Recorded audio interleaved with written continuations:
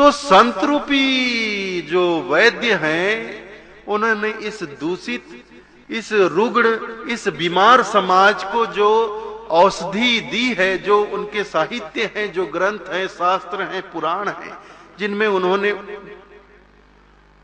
औषधि रूपी उपदेश दिए हैं, उनकी शिक्षाएं हैं, उसको हम हाथ में लिए बैठे रहे।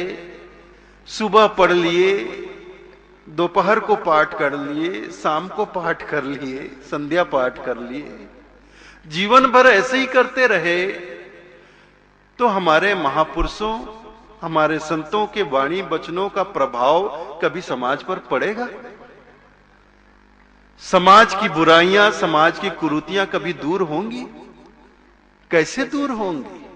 जब तक समाज उसे ग्रहण नहीं करेगा, शिक्षा रूपी औषधि को समाज ग्रहण नहीं करेगा, समाज की बीमारी, समाज की बुराई, समाज की कुरीतियां दूर कैसे होंगी? तो बस हम यही किए जा रहे हैं। हमारे वैद्य रूपी संतों ने जो शिक्षा रूपी औषधि लिखकर दे दी, उसे हाथ में लिए बैठे हैं और पढ़े जा रहे हैं बस। कोई गीता लिए बैठा है, कोई रामायण लिए बैठा है, कोई बाइबिल लिए बैठा है, कोई गुरु ग्रंथ साहब लिए बैठा है, तो कोई कबीरपंथी बीजक लिए बैठे हैं, अनुराग सागर लिए बैठे हैं। सुबह दोपहर शाम पढ़े जा रहे। सिर्फ पढ़ने से क्या होता है? एक बार पढ़ लिया, 2 बार पढ़ लिया, 3 बार पढ़ लिया, 10 बार पढ़ लिया, 100 बार पढ़ लिया, जो पढ़ा अब उसके हिसाब से अपना जीवन ढालेंगे, उसको जो पढ़ा उसे अमल में लाएंगे, तब तो जीवन बदलेगा, तब तो जीवन में परिवर्तन आएगा। जो पढ़ा उसे ग्रहण भी तो करना पड़ेगा।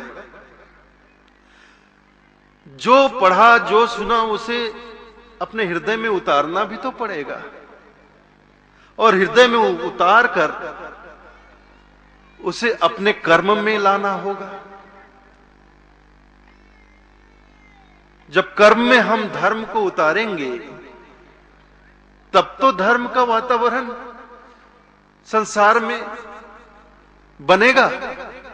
ऐसे ही बन जाएगा क्या धार्मिक वातावरण?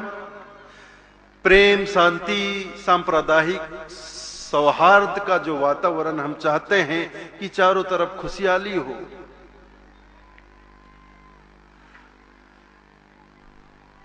शांति हो, हर व्यक्ति खुद को सुरक्षित महसूस करे, आज नहीं करता है। आज तो हर आदमी भय में जीता है, डर में जीता है, अकेले घर से निकलने को डरता है, और बहन बेटियों की तो पूछिए मत।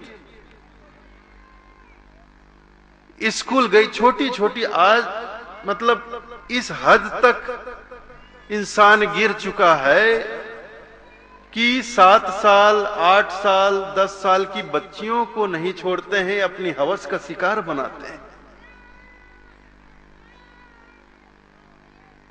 इतनी हैवानियत भर गई है इंसान के अंदर, और ऐसे लोगों को इंसान कहा ही क्यों जाए? पहला प्रश्न तो यही है कि जिसके अंदर इंसानियत नहीं, उसे इंसान कहा ही क्यों जाए?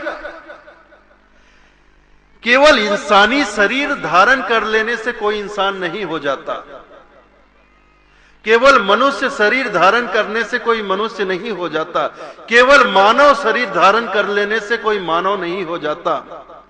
जब तक हमारे भीतर मानवता नहीं होगी, हम किसी अर्थ में मानव नहीं हैं। जब तक हमारे अंदर इंसानियत नहीं होगी, हम किसी अर्थ में इंसान नहीं।